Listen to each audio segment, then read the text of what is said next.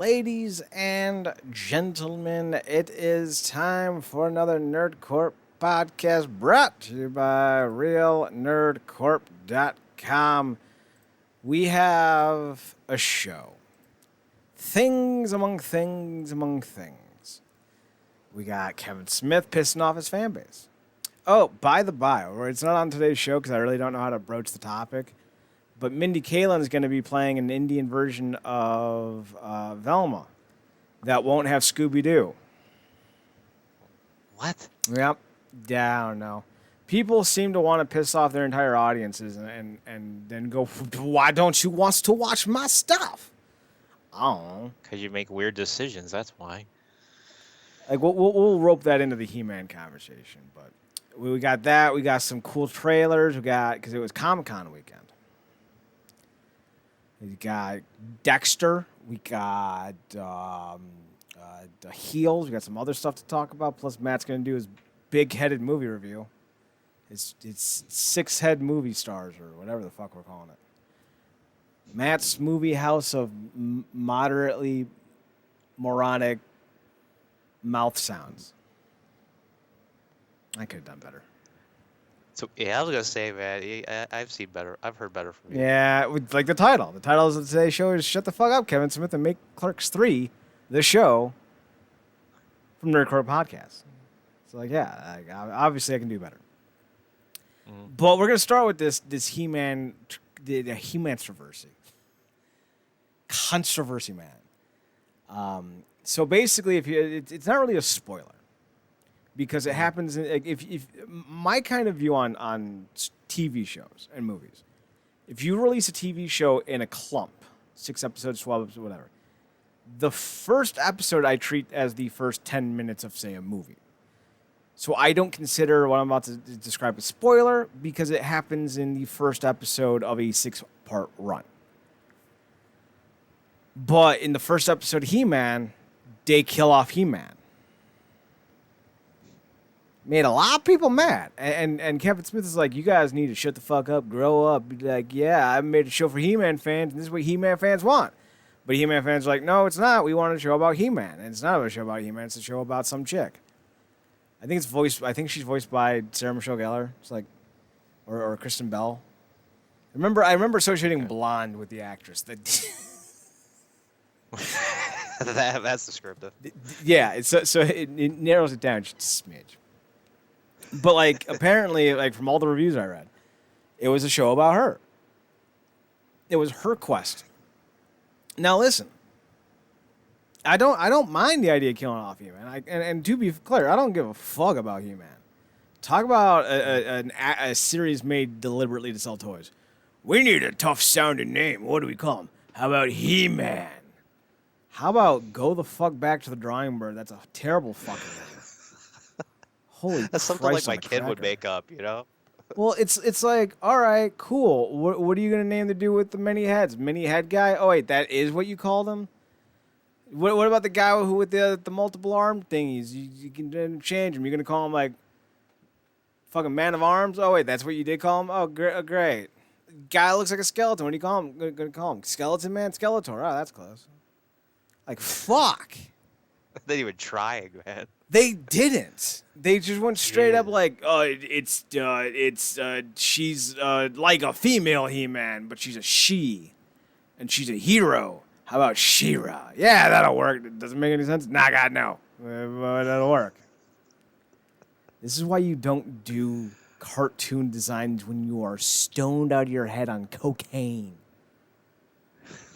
That's all the show ever was. Oh my god! Like at least with like the fucking Thundercats, another show I could not fucking stand. Oh, cool! They're weird, sexy cat people with like revealing outfits. Why? That's weird. Like, why are they all wearing spandex and like revealing midriffs? That's weird. Like you're weird. You're weird for designing that. But they at least strange fetish, man. Right? But they at least went like, oh, we're not gonna go with the name. What brand is he? Well, he's a lion cat. Well, we're going to call him Lion-O. What about the panther?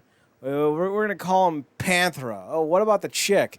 I don't know. The one with boobs? No, we got to give her a name. How about Cheetah or whatever her name is? Cheetora or Doesn't matter.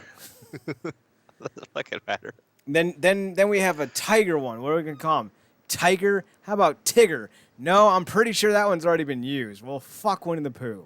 No, don't, because Winnie the Pooh's better than goddamn Thundercats. I can tell you that goddamn much. Yeah, no shit. Well, what if we call him Bengal? That doesn't make any fucking sense for people who don't understand what a Bengal tiger is, but we're going to do it anyway. But we're not going to call him Bengal because it sounds too much like the goddamn all-chick rock band, and God forbid we have chicks into the show, so I would call him Bengali. Yeah, cool.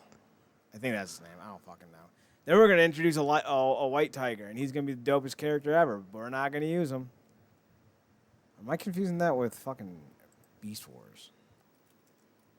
The only thing I associate like the white tiger thing with is fucking Power Rangers. No, there was a white tiger. He was. Oh, okay. I'm sorry. The Bengali isn't a tiger. He's a white tiger. My bad. Oh, then we're gonna have a blind dude. Yeah, that'll work. And then we're gonna have a fucking dumb fucking Chitara. That's her name. Willy Kit and Wily Kit. Fucking dumb. They would do a fucking snarf. Fuck off. The blind the dude laziest is fucking writing room ever, dude. I the swear to God. fucking blind dude is Lingso. Oh, there's a puma. You want to take a guess on what her name is? If you guess Pumra, you're close. Okay, so there was a regular tiger. His name was Tigra, and then the white tiger is Bengali. And he's part of the trio of others with the Puma and Bengali and Lingso. Fucking terrible goddamn show. What the fuck? Anyway. So yeah, not all '80s cartoons were made the same.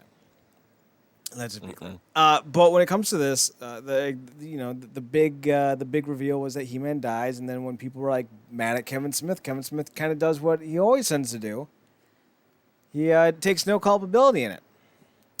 He made cop out and blamed Bruce Willis, which is kind of ironic.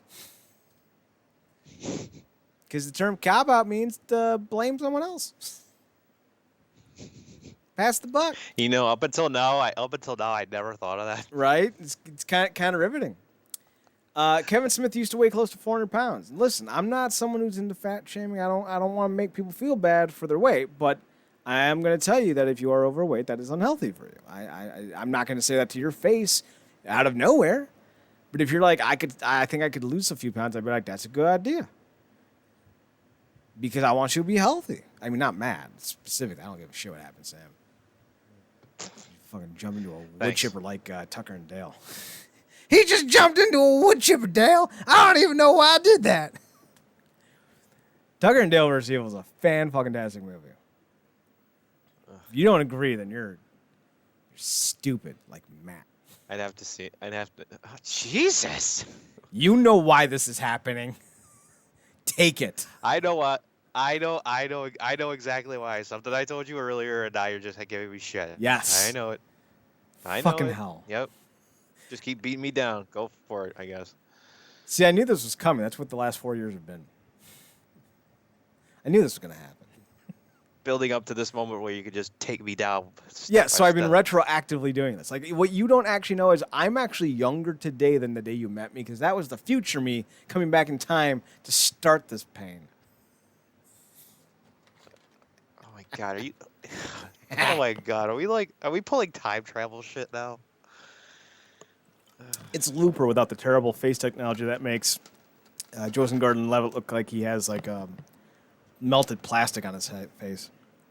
Because we would all associate Joseph Gordon-Levitt with Bruce Willis, though. In terms of making shitty movies, I sure do. That's about the only thing. Yup.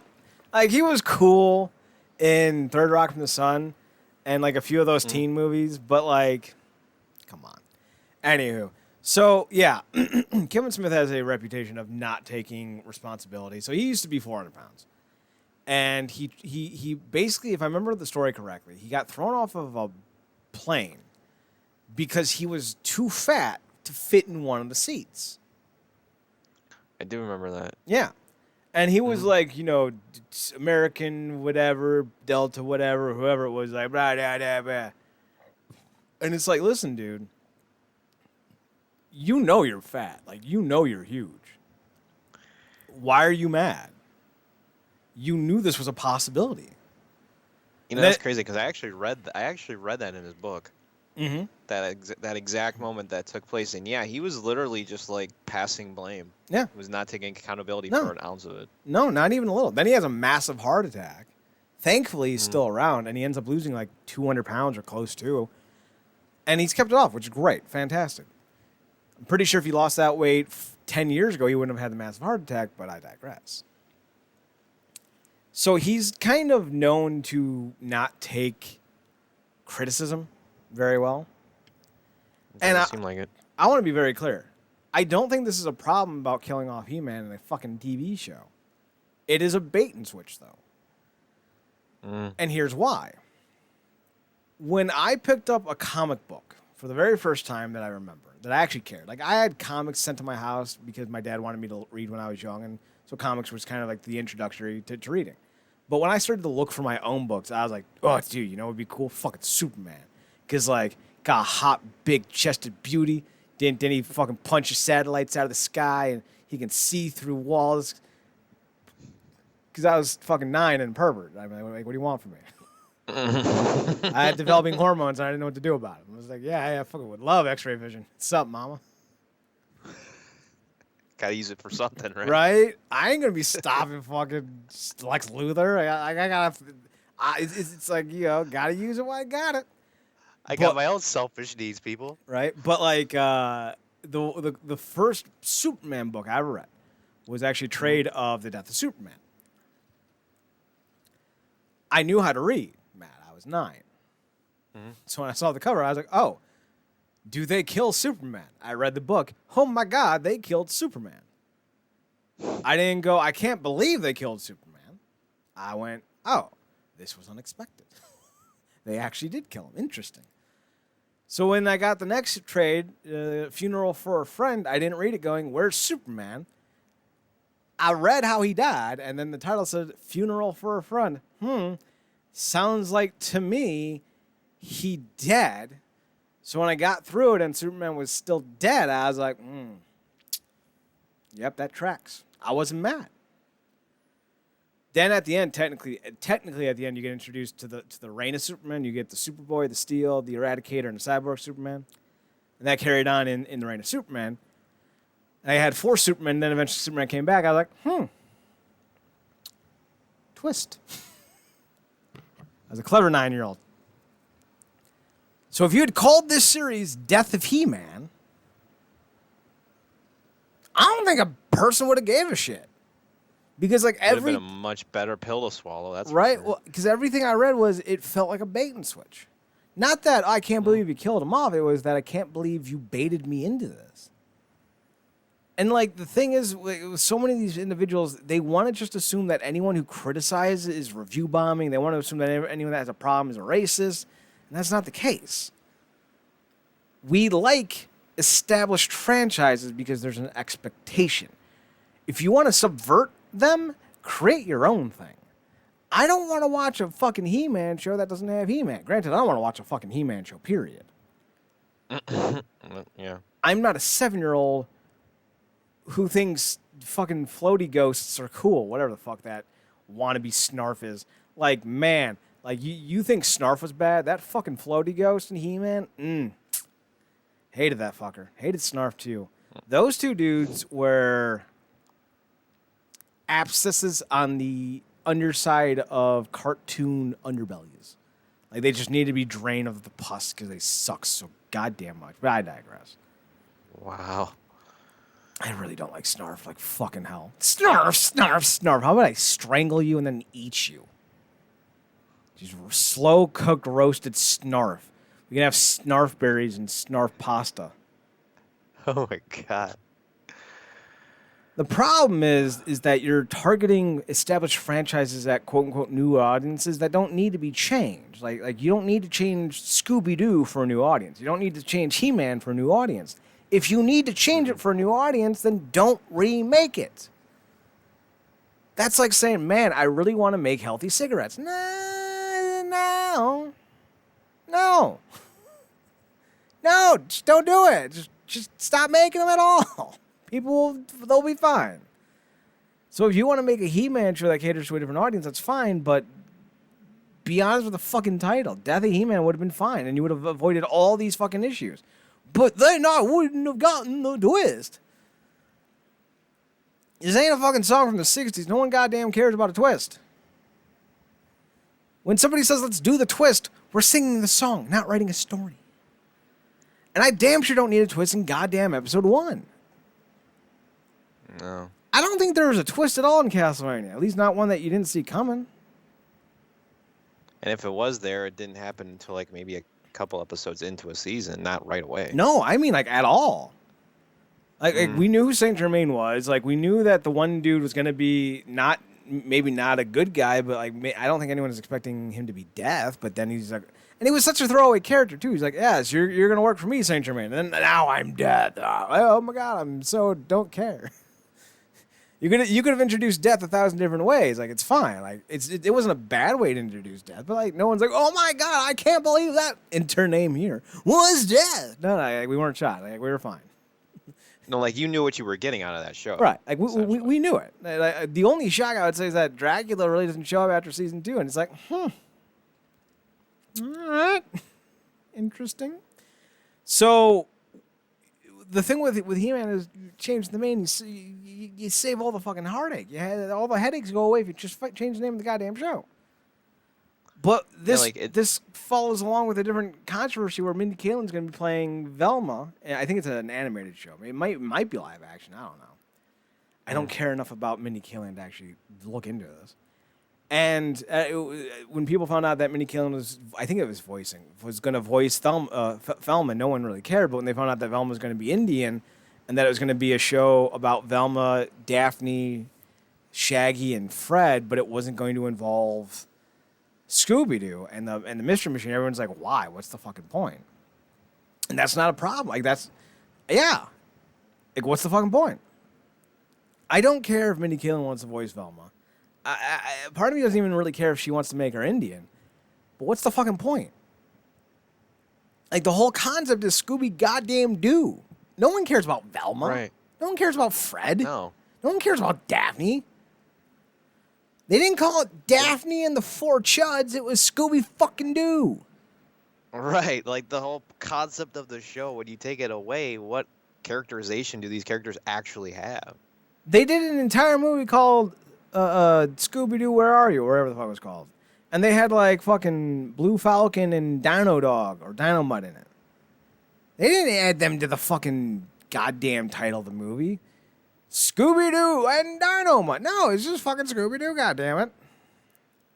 I think the problem that most people don't seem to have is, like, if you were to tell me, hey, Mindy Kaling's going to be doing a mystery show for kids starring her, and the main character's going to be a little Indian girl who's going to be solving crimes, I'd be like, that's cool. What's it look like? I'm always down for some dope new kid show animation shit. Like, let's do it. Like, I love Craig of the Creek. I fucking love that show. That show's great. Because, like, even though the main character is, like, a 10-year-old black kid, like, that's me. Like, I'm not a 10-year-old black kid. But, like, that's me. Like, I spent my entire summers in the creek by my house with my buddies. We had 2 little forts. We would run up and down the creek.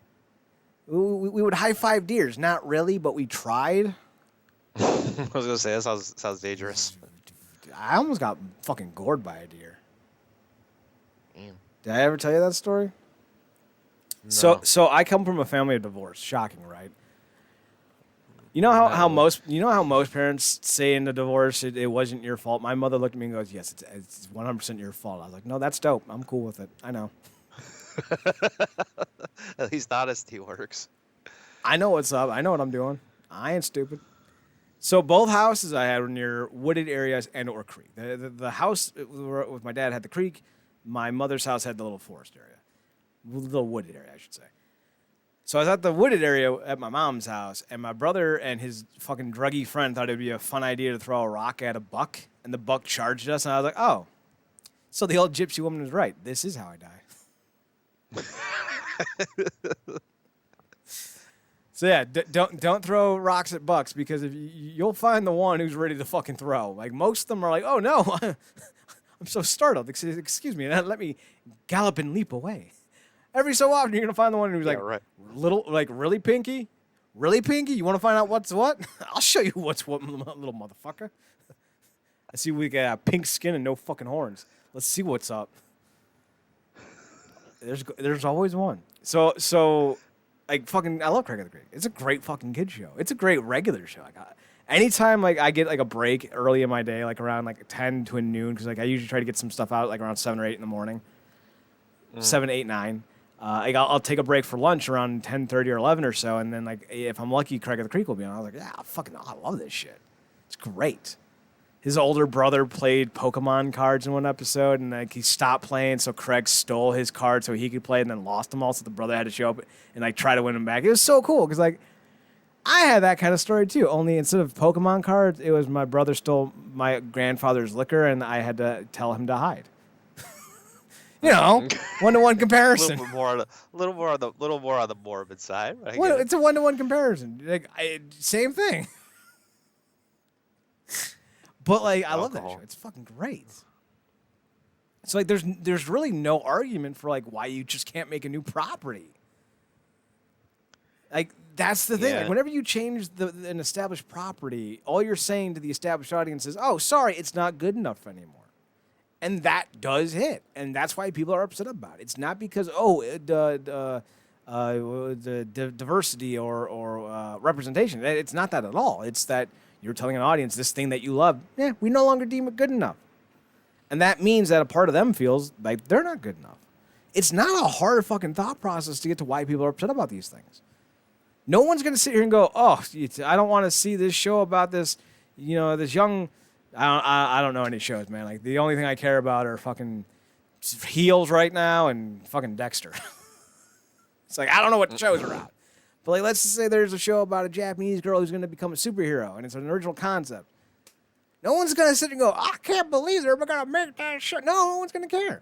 I mean, they might care in a good way, but they're not gonna be like, "Oh, I can't believe they're representing young Japanese girls." Like, no, they don't really. People aren't like that. Like. Maybe 0.5% of the population, maybe. But they're called the Klan, and we don't cater to them for a reason. So I don't get why people need to fucking continuously do this shit. Like, don't change established properties and then be shocked when people are mad. Oh my God! It's like, hey, here's a ho-ho. Does ho-ho track? Do people know what ho-hos still are? Here's a hostess ho-ho. Only instead of it being a hostess ho-ho, it's a piece of strawberry in wax. I don't know. I ran out of food. What are some snack foods? Where the fuck are you going? What are some snack foods? Like there's chocolate. There's cake. It's a strawberry hard candy. There you go. So instead of getting a ho-ho, you get a strawberry hard candy, but it's called a ho-ho, right? You know what a ho-ho is, right? Yes. For anyone who doesn't know what a ho-ho is, it's basically like a reverse ordered creamed up cupcake, I guess is what you would call it. There's like chocolate goo, like a chocolate fluff that they put the cream on top, then they roll it up into a little kind of like chimichanga. Okay, chimichanga. I think that's what I think that's the accurate, idea of it. It's like a burrito. It's a chocolate burrito essentially, and then they dip hard chocolate around it. So like it's 2 layers of chocolate and then like a layer of frosting. It's great. It'll give you diabetes, but it's great. So it's like having one of those being given to you, and you open it up, and it's just a long piece of strawberry hard candy. It's not necessarily bad, but like if I want a strawberry hard candy, I'd go buy fucking strawberry hard candy. Like I wanted the goddamn chocolatey ho-ho that gave me diabetes. Yeah, I think it's just because people are afraid that an original idea won't make money, so they try to throw an established IP on it just as like a blanket to make sure it will. You're not wrong, but you're wrong, but you're not wrong. Original IPs make money all the time. Like that's not a good argument. You're not wrong. Like, you're 100% right, and that's why they do it. Mm-hmm. But you're wrong because it fucking works all the goddamn time. Like Craig of the Creek. Fucking everything on Disney Channel. You know, you got all these goddamn new shows like this new one on Amazon is getting a lot of traction. The one with what's his face? He's a Laszlo, Ted Lasso or something like that. He's like a That's football. on Apple TV, I think, or something. Apple. He's a football coach who goes to England and becomes like their new soccer coach. I think it's like Ted Lasso or something. Yeah, and like original IP. I've never heard of it. You know, Tomorrow War, the fucking Quiet Place 1. Granted, A Quiet Place 2 is, you know, but still 1. Mm-hmm. So, like, there's plenty of original shit. Like original shit always gets made, and it always does well. It doesn't always do well. But it does pretty well, especially when you're not trying to do something stupid. The grandfather, not the grandfather, for the father of Jeff Goldblum in Independence Day. I forget his name. I think he did a show with a young guy, and it was like something about bagels or something like that. Like, it's a dumb concept. Like, it's a Jewish guy who runs or owns. I'm trying to remember what it was. I never watched the fucking episode. He's a Jewish guy who owns a bagel store in New York, and he brings on a young black guy to make the bagels, and I guess eventually pass on the business to him because I guess the old Jewish guy doesn't have any family, or at least any family who wants to take over the store. Like, all right, like, it kind of has a cool premise. Like, you know, I always love stories about, like, the unconventional families. But, like, who the fuck cares about a bagel store? Like, the one with the Blossom. She owns, like, a cat cafe or some bullshit like that. Yeah, like, her name's weird. Cat, and she works at a cat place, and she has cat. Like, oh, my God, no one cares. Yeah, that's a 1 to 2 season show at best. Right? But then you have this new show on FX called something like I Fucking Hate 'Em or You're the Worst or whatever it's fucking called. I don't know what it's called. And basically it's a sitcom, but it's not a sitcom, where the main character is like this wife, and she fucking hates her husband and hates him with a passion to the point where like apparently it's like really bad. But like everything's kind of played through the veil of like a sitcom. So like she'll be like, I want to fucking murder you. And then like you hear the I guess the laugh track, I guess is how it goes. I haven't seen an episode. It's not my cup of tea. Because I don't like the idea of being stuck in a marriage where my wife is actually trying to kill me. I think that's kind of a horrifying thought. But that's getting a lot of traction. A lot of people are talking about it. So new IPs work. It's this idea of trying to, you know, change things up for the sake of changing things up. It's always going to rub people the wrong way, and you're never going to have the audience you think you will. And I don't get it. I don't. Yeah, because a lot of people are set in their ways with what they want from the franchise, what they've already known from the franchise. So when you do change it, a lot of it just to me always seems unnecessary. You know. I want to point out this isn't just about fucking, you know, the Mindy Kaling being Velma or the Cleveland Indians getting a new name, which actually I like the Guardians. The Guardians. Oh, I actually like that. it's kind of yeah. I like the logo. I'm fine with it. They just announced that Coke Zero is getting a new flavor. Like they're going to be rejiggering the formula for Coke Zero. Mm-hmm. And people lost their fucking minds. It is literally not about race or television. People are just comfortable and they want something familiar. That's it. It's not hard. It's not rocket science. So I don't know why people always like, and then it's like, no, you need to understand that this isn't about anything so, you know, macro. It's a very micro issue. People want comfortability. They want something familiar. This is a very hectic time in our humanity. Things are constantly changing at a higher rate than ever before, good or bad or otherwise.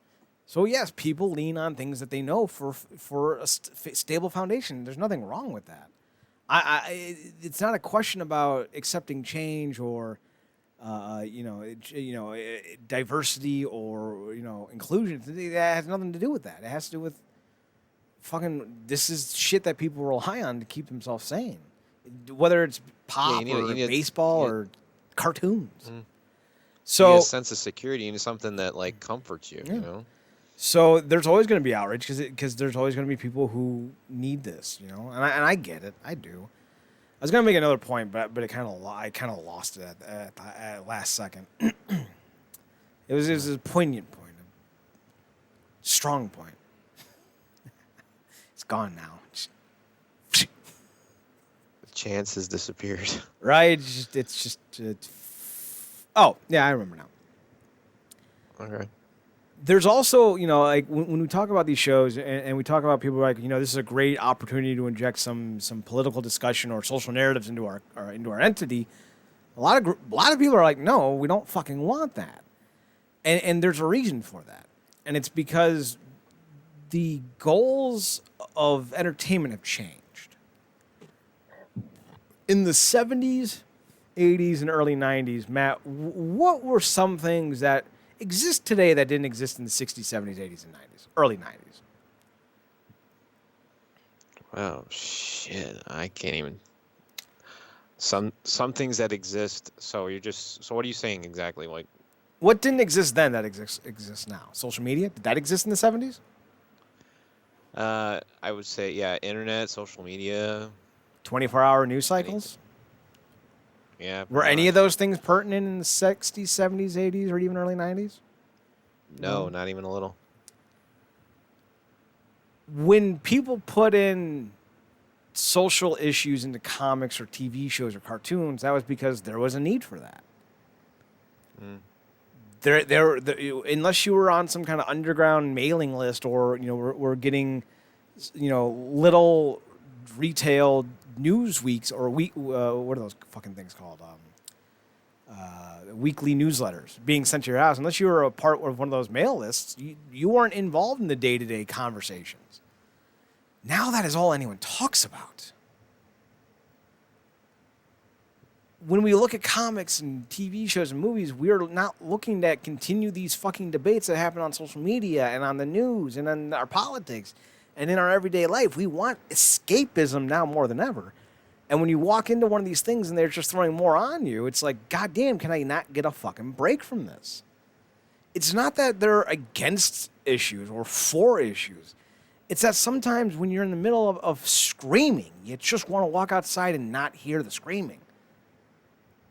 Oh, man. So relate. So that's why a lot of people have issues with Velma and He-Man and other of these ideas. It's not because social justice warriors or because people are racist or people are snowflakes or whatever the fucking reason you can come up with to insult the person on the other side of the goddamn line. Because sometimes you just want a goddamn break. Because at the end of the day, what the fuck's the point of life if you spend all of it fighting? Like, goddamn. That's why you got to enjoy these things that are available to you. That's why we're going to talk about this stuff. Because the next stuff's going to be awesome. Fucking Dexter. Only complaint I got is fucking November. Fuck. So the trailer showed nothing. It's Dexter hanging out in Maine. Like, that's basically the entire trailer. And, like, maybe he still has the urge to kill. Maybe he doesn't. Oh, the guy almost cut him with a knife on accident. Dexter said, I got a thing about blood. Ah! Apparently, Deb is supposed to come back for the show. Nice. I have a feeling she's going to be the new Harry. Makes sense. Which, I do hope that we get Harry at some points, maybe in flashbacks or whatnot, because what was it, James Rainier, I think his name is. I love him. He was in The Phantom. I loved him in The Phantom. He's supposed to be dead. I killed him years ago. Dude, you're like 32 in that movie. What the fuck you mean you killed him years ago? Granted, the Billy Zane's dad in that movie looked like he was 70. Have you ever seen? Because it does make some sort of sense, right? Have you ever seen Bram Stoker's Dracula? Yes. Do you remember when I forget his name? Sirius Black, Commissioner Gordon. Forget his name. Gary Oldman. Yeah, Gary Oldman. Remember when Gary Oldman was like the old vampire with the big pompadour hair? I do, yes. But like that was his normal version. That was like how he looks when he wasn't like augmenting people's opinions or whatever. That's what Billy Zane's father in The Phantom looked like. And like apparently he had just died like several years prior. It's like, wait, that old motherfucker is jumping around the jungle stopping pirates and shit? Fuck off. That's awesome. Even at 10, I was like, I don't believe that. There's some misrepresentation of logic here. Right? Like, what? Yeah, I believe more likely that Timothy Dalton's a Nazi and the Rocketeer more than I believe that 70-year-old dude's jumping around fighting pirates in the jungle. Like, no, thank you, sir. No, thank you. If you can, more power to you, dude. But Right? seriously. Like, no, thank you. I'm 34, and if I sit in my chair too long, my knees hurt. Fuck you. You're 70 and swinging like goddamn Tarzan. No. The Phantom's still one of my favorite fucking movies of all time, though. I love how Catherine Zeta-Jones starts off as a villain, and then because she wants to fuck the Phantom, she becomes a good guy.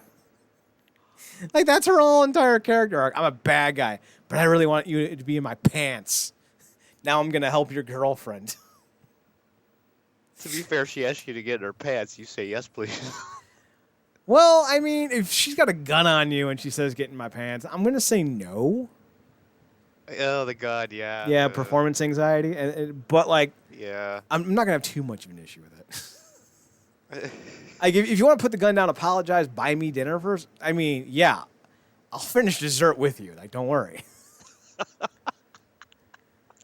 But, yeah, so Dexter's going to be great. I saw some of the cast, and if I remember correctly, I think some of the cast I think looks good.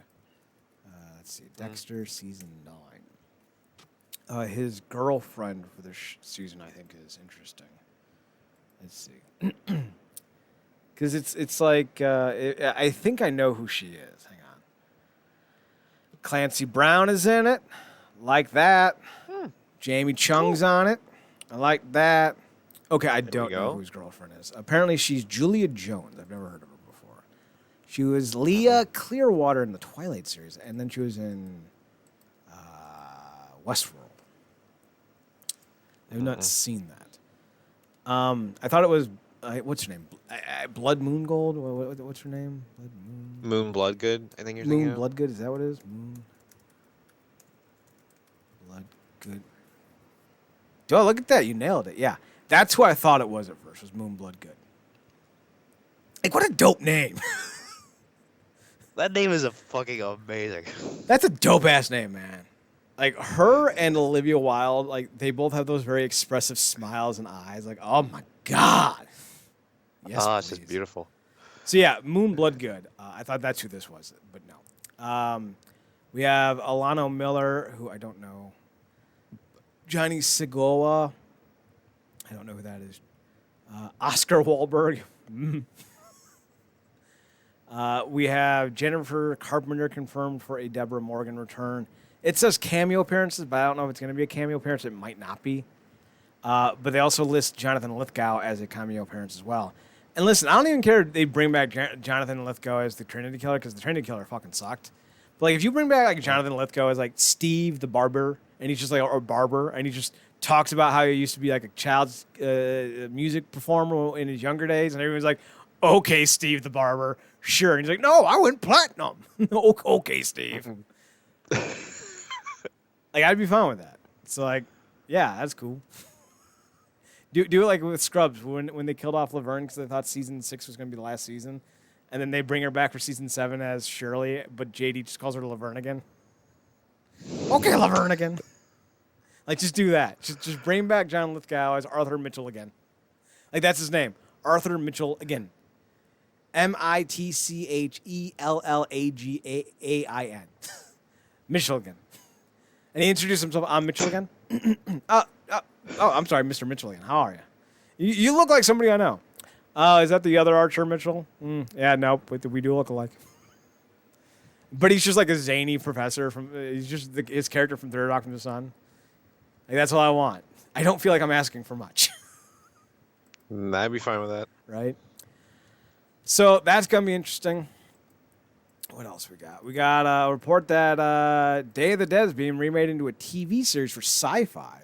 I think they just ended maybe last year or even this year. They ended DayZ, which was their Walking Dead kind of show, but it actually ended up kind of being a show that started off really bad. And then people are like, this is a really good fucking show. And I'm like,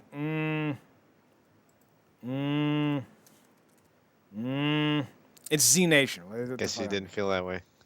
I saw the first few episodes, and the reason why I tuned in at all, they do have DJ Qualls, and DJ Qualls is pretty slick. But I turned in originally because they had, where the fuck is his name?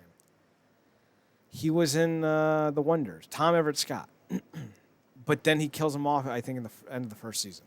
So I was like, ugh. I don't know if they killed him off. I just know that he wasn't in any other seasons. And I was like, I don't know if I want to watch this show then. I'm here for the Tom Everett Scott of it all. It concluded in 2018. So it's about time they had a new zombie-focused show. So I guess there's that. I might give this another shot. I don't know. I'm kind of burned out on anything zombies anymore. I'm not. No? Nah. If it's good, it's good. That's like saying I'm burnt out on naked girls. Like, no, you're not. If a new one comes along looking to get down and dirty with the sickness, I don't know why I did that. Gotta get up, because gotta we get all down have with the sex to sickness. Disturbed songs, apparently. Oh, ah. Yeah, especially in that scene, in that part of the song near the end, that they had to edit out for the radio where the lead singer starts screaming about how his mom beats him. Yeah, real romantic song. It's Let's Get It On by Marvin Gaye and Get Down with the Sickness by Disturbed. You ever think, wow, as when he finishes? Oh, God damn it, no.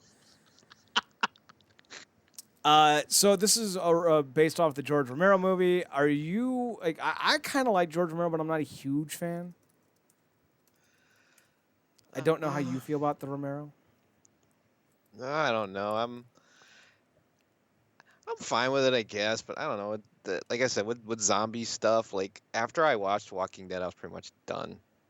You know, like I don't mind zombie things, but I think, in my opinion, I'm just kind of it's like oversaturated to me with this whole idea. You're oversaturated with the fucking idea. Yeah, you repeat heard phrases me. back to me because you don't know what else to say. Yeah, you heard me. Ooh, the insults are coming fast. I'm so smart. You don't even know where my insults are coming from. It's coming from the left, then the right, then the up, then the down. So it's a 10-episode first season. The premise is 6 strangers try to survive the first 24 hours of an undead invasion. Now, see, you say that, and I'm thinking, aliens? But I know better. Although, if you are looking for something interesting, they remade The Walking Dead in the comic form into a Walking Dead superhero comic. It's a limited edition 6-issue or 5-issue run where Rick Grimes is a superhero as part of the Invincible side of things. And in this reality, the aliens did in fact make the zombies, which is actually the original idea of, or the original pitch of The Walking Dead, was that he had to pitch it to Image Comics by saying that aliens made the zombies. Wasn't ever the case. He completely lied about it. But, like, it's funny that he came back and finally did it. He fulfilled the pitch. Yeah, that sounds far more intriguing to me, honestly. Right? So check that out if you're interested. We also have on the deck Heels, starring Stephen Amell and some blonde dude that they're like, yeah, that's his brother. And I'm like, oh, okay. Now, like, I don't know the full-on details. They're either in Texas or Alabama or whatever. They're in the South somewhere. And Stephen Amell runs a wrestling promotion that's local, but is moderately successful for being a local franchise, local promotion. Mm-hmm. And it's basically just the life and times of a small local indie fed that's trying to, have guys do things. And then they hired, what's his name? Joey Harrison of the Pittsburgh Steelers, formerly of the Pittsburgh Steelers, to come in. I think that's what it's... why can't I remember his name? Like, he terrorized the Browns for years. Maybe I'm having a bout of PTSD. I'm blocking them. James Harrison. It's combining Joey Porter and James Harrison. Joey Harrison. It actually launches in 2 weeks, August 15th. So Stephen Amell plays Jack Spade, a heel in the Duffy Wrestling League. Then we have Alexander Ludwig playing Ace Spade, a face in the DLW, who is Jack's younger brother. Then we have Allison Luff as Stacy Spade. I can speak, who is Stephen Amell's wife. We have Chris Bauer as Wild Bill Hancock, a former wrestler, star turned pro wrestling scout. Alan Moladano as Rooster Robbins, a DSL wrestler. James Harrison as Apocalypse, an experienced disillusioned journeyman wrestler. Kelly Berglund as Crystal Tyler, valet and love interest for Ace. Mary McCormick, fan of hers. Willie Day, Jack's business partner. And then David James Elliott as Tom Spade, Jack and Ace's father and former pro wrestler who turned proprietor of the DSW.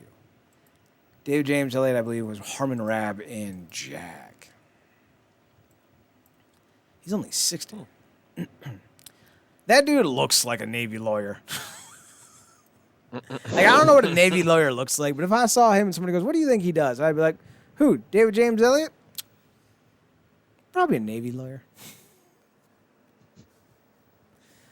I hated that show so goddamn much. He's a pilot who ends up becoming a lawyer because he has night blindness, but then they find out like 5 seasons he doesn't actually have night blindness. I was like, what the fuck's the point of this goddamn show? The fact that took 5 seasons to even get to that point. Right? It's so dumb. And the show went on for like 30 fucking seasons. Oh, God. Didn't go on for 30 seasons. How long did it go on for? 10. 227 episodes. Across 3 networks. NBC, USA Network, and CBS. Tracy Needham. Catherine Bell. I like Catherine Bell. She might be a Scientologist, but she's pretty. And Joe McLaren. So, yeah, Heels. I'm going to watch it. It's on Starz. Any interest in watching Pro Wrestling in the South starring Stephen Amell? I don't know, man. I'm always into a show if it's any good. I've just never been. I was only a big wrestling person like in that Attitude Era, you know. Mm-hmm. But seeing something with independent wrestlers might trigger an interest. I did watch the fighting with my family or whatever, and that was about a girl in independent wrestling trying to get into the WWE. So yeah, it's somewhat biographical fucking take on WWE wrestler Paige's journey to the WWE. I don't know how accurate it is, but it had Florence Pugh in it. I mean, exactly like that, but intriguing enough, like, you know, a story like that. I might get into it. We'll see. We'll see if it's any good. Then we have the announcement that Steam has a new Switch coming out. The Valve Switcheroo, or the Bulky McBulkinson, or the This Will Never Take Off because you're Valve and no one gives a shit. The Steam Deck, which is a weird name too. So the download time has got to be outrageous. The battery life on this thing cannot be substantial. You know this shit is bulky as fuck. Like, just looking at the photo, you can tell that this feels more like a Game Gear than a Switch. That's what everybody's been comparing it to, as a Game Gear. I know when I showed this to people, the first thing they told me was a Nomad, a Sega Nomad. I know when I was looking for video game consoles as a kid, I loved the Game Gear because it took 14 batteries and lasted for 20 minutes. There's a reason why Nintendo won out. There's a reason. The weirdest thing about this to me is not so much it's the size too, but like where you're putting the D-pad and the face buttons on this thing. Yeah, it's so fucking high. Like, why? It's the association with my hands too, because whenever I'm playing a game on a controller, I don't know about you, but I like the joysticks. I always associate everything with the PS4 controller. You know, because the PS4 controller hasn't changed in 25 years. Right, I prefer that association with joysticks on the bottom, D-pad on the left, face buttons on the right. You know, putting them all together in this cluster fuck of an idea, I have a feeling like a lot of games aren't going to work out like that. And supposedly it's supposed to because of these accommodating like touchpad things here. You know, that's supposed to help you with like first-person shooters or something like that. But you have joysticks. Isn't that what joysticks are for? Isn't that what the triggers are for, to aim precisely and stuff? Like, how more accurate do you need? You're not going to get a PC on a handheld no matter how hard you try. Look at how the device curves at the bottom. That's where you're supposed to put your palms. Right there, right on that bend. I don't know how many. So uncomfortable. I don't know how many people want to do that. Like, this is dumb. Do they expect it to like be played on the ground, like with them like tapping away on it? Like, what the fuck? You would think that, right? Because it looks so. See now, like the Switch has that. The Switch has a certain issue with like after a while, you playing it, it is a little uncomfortable because of like, it's not exactly easy to grip it. But they came out with accessories and grips for it anyway, so that alleviated that problem. This out the gate looks like it's gonna be hard to even fucking be able to play it at all.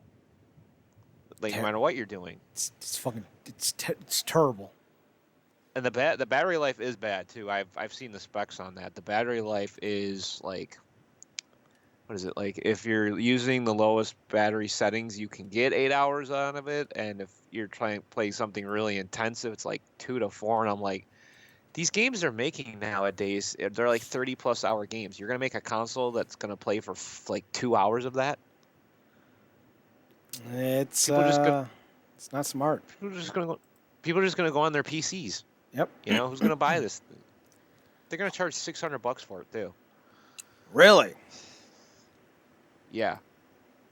Like the initial model's like 400 with like the 64 gig thing or something, and then it goes to like 512 or something, like, or 256, then 512, and then like the price keeps going up to like 500, then 600 or something like that. And I'm like, I don't know. They've tried this before. They tried a Steam console. I don't know if you remember the Steam machine. I don't know if you remember that thing. Vaguely. That really terrible fucking. It was supposed to be a console killer. Yeah, and what did it turn out to be? A joke. Oh. And that don't even start. The controllers were like going for $5 eventually. But yeah, I have a feeling that I don't know if it'll play out to that same degree as this. But what I will say is, Switch killer, this is not. Not even close. No. Because the Switch was designed to be compatible with anyone who wants to make it into their thing. Take it on the go. Put it in the deck. You want to have a controller, you can do that. You want to plug in other controllers from other consoles, you can do that too. It's literally a thing that you can do a lot of things with. But this monstrosity, you can't do anything with. It is firm in its design. You can't do any. There's no add-ons. There's no replacements. There's no accoutrements. Like, you fucked it. You fucked it all to hell. Because you are not video game system designers. You aren't. No. So stop trying. And they do this instead of making like another Half-Life. Yep. Well, Seriously. one that's not VR. All right, Matt, you saw some movies this week. One is The Tomorrow War. So we're going to do your big head movie reviews. What are we calling this shit nowadays? I guess that's what you can call them. You can call them forehead movie reviews if you really want to. Four-head movie reviews. We do these out of 4. 1 head, 2 head, 3 head, 4 head. Or 5 head. Or 6 head. We don't have a scale. I was thinking 5s, but... Well, you have a 12 head, so like you set the parameters. I think in interest of honestly understanding this, I'm probably going to go with 5 heads. Not the ranking for this movie, just because it's far off from that. But I think that's where I'm going to stay. I've already lost interest in the conversation. Give me scores. Okay. Tomorrow War, like a very interesting premise on paper. Like I thought it was a very fun idea, but a lot of it just falls apart in execution. This thing tries to be this like awkward action comedy concept, and in the beginning there's a lot of like decent scares and special effects and stuff like that. But as it goes on, it just gets dumber and dumber and dumber with like the premise of what it's actually going for. Because the whole idea is there's a war happening in the future, and people are being recruited to go into the future. And that's what Chris Pratt's character is basically doing, is that he's part of this like futuristic draft. He gets sent to it, and then he supposedly, because he has military experience, is supposed to be the leader of this group of soldiers or something like that. Then they have to find out the source of the issue or something. This is basically like how do I say this? It's a lower budget Starship Troopers knockoff, if that's the best way I can describe it. Starship Troopers was a lower budget Starship Troopers knockoff. Yeah, this should tell you something though. Like, Starship Troopers, for all it is, it's still highly entertaining as ever. It's crazy, and that's what makes it entertaining. This just seems kind of like you're trying too hard to make something cool, and you're just being dorky about it, and you're not really focusing on a good story or even decent action at some point. You're just throwing CGI crap at the screen, hoping people will be entertained by it. And that's just not going to work in these types of movies. And it ends up with like, oh, how do these creatures? How do we get rid of them? Oh, it turns out they've been frozen here for years, and we can just go throw a bomb in a fucking glacier and kill them. Like, what? Seriously, that's how this movie ends? God, lame. And yeah, it just didn't work out for me. What was a promising premise at the start ended up being very lazy at the finish. And I honestly think out of my five, it's gonna be a 2. All right. That takes us to the next film. The Quiet Place 2, Electric Boogaloo. Okay, when it comes to this movie, I wasn't really the most massive fan of the first movie, but I did like it. I liked the premise of the whole thing about monsters, and responding to sound and everything. I don't mind that. But this one I think did a better job of executing tension. Like the entire time, you always feel like there's stakes involved with something that's going to happen. And I like that about it. And there was also a slight bit of look into how, like, when the events first started and how these creatures came down, how it was kind of a big surprise. No one was sure how it exactly happened. I like that aspect of it. And as it went along, it was intrigued. They did more character building in this movie, which I appreciate. Um, the whole thing with sound has still always been a favorite aspect of this to me. The only thing that I will say I didn't really like about it to a certain degree is that some characters in here just feel kind of just throwaway. Like, why are you even here? Um,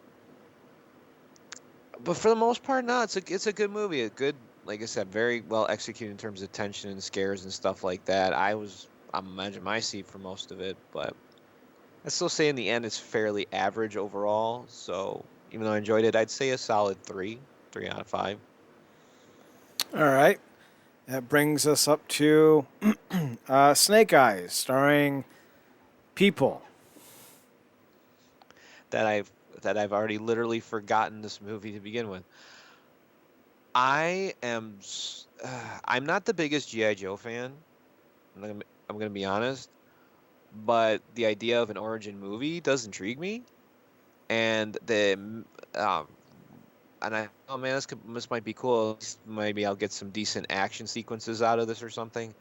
Turns out this is one of the most boring damn GI Joe movies or GI Joe things I've ever seen in my life.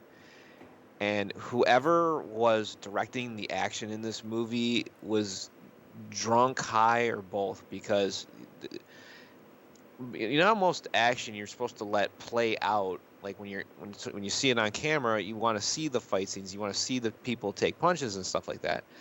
In this, it feels like the camera is just consistently swerving and sticking and moving around like moving in front of the characters, where you can't see the action taking place on screen. It's like, for the love of God, dude, like, stand still and focus the camera for 10 seconds.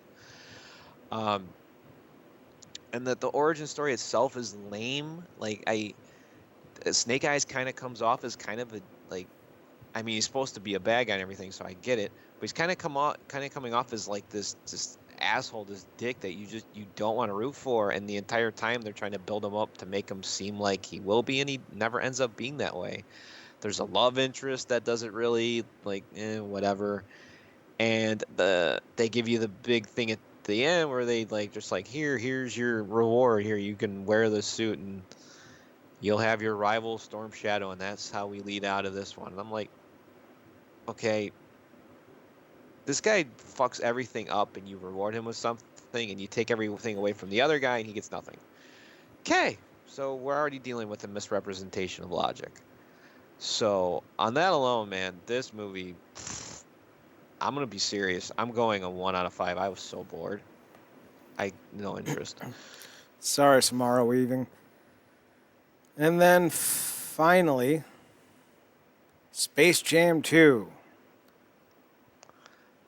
The fucking I'm gonna go on a limb here, and I'm sure you would agree too, is that the the movies themselves are only entertaining because of Looney Tunes. These movies, as movies themselves, they're terrible, and this one is no exception. This one is literally product placement, the goddamn movie, and I get it and everything. You're trying to showcase your properties, but it's a little overkill.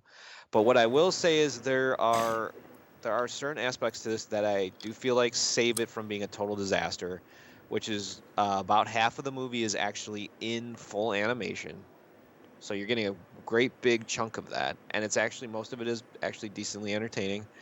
I love John Cheadle's performance. I feel like they told him to just ham it up, and he went for it, and it's all the better for that.